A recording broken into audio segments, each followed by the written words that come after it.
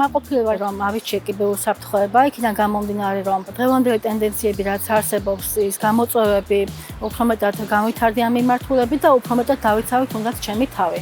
მე ვარ ნაზი ფოლადაშვილი, კიბერუსაფრთხოების სპეციალისტი.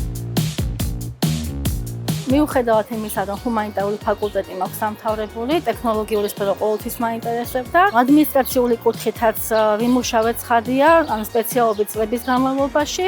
მუშაობ კიდეც საინფორმაციო ტექნოლოგიების მიმართულებით, მაგრამ შემდგომ უკვე იქიდან გამომდინარე, რომ დღეს მთელი მსოფლიო მასშტაბით 21-ე საუკუნეში ერთ-ერთ უმთავრეს გამოწვევად დგას კიბერუსაფრთხოება, 40+ ასაკში დავინტერესდი ამ სფეროთი და დავიწყე ამ სფეროს შესწავლა.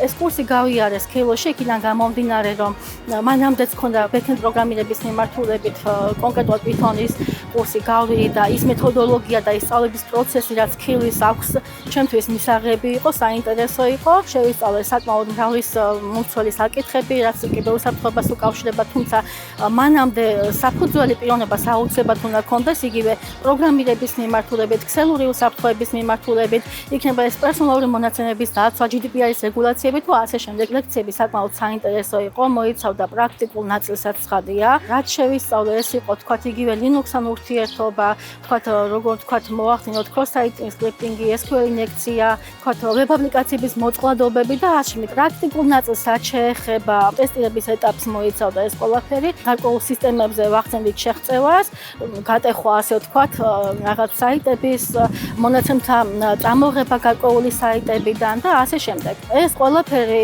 შევისწავლეთ იქიდან გამომდინარე, რომ ჩვენი სისტემების, რაც კომპანიას გააჩნია, კერძო იქნება თუ საჯარო სექტორი იქნება, დაცული იყო შეტევებისგან და ჰაკერმა ვერ მიიღოს წვემა ჩვენს პერსონალურ ინფორმაციაზე. თავიდან რა თქმა უნდა იყო რაღაც ბარიერები, ცოტა შემეშინდასავით იქიდან გამომდინარე, რომ არ ვეტყვეოდი ამ სფეროში, მაგრამ мотивация და მიზანი, სურვილი იმდენად დიდი იყო, რომ ყველაფერმა გადაძლია აბსოლუტურად და დღესდღეობით კმაყოფილი ვარ ამ გადაწყვეტილების მიღების ასე ვთქვათ.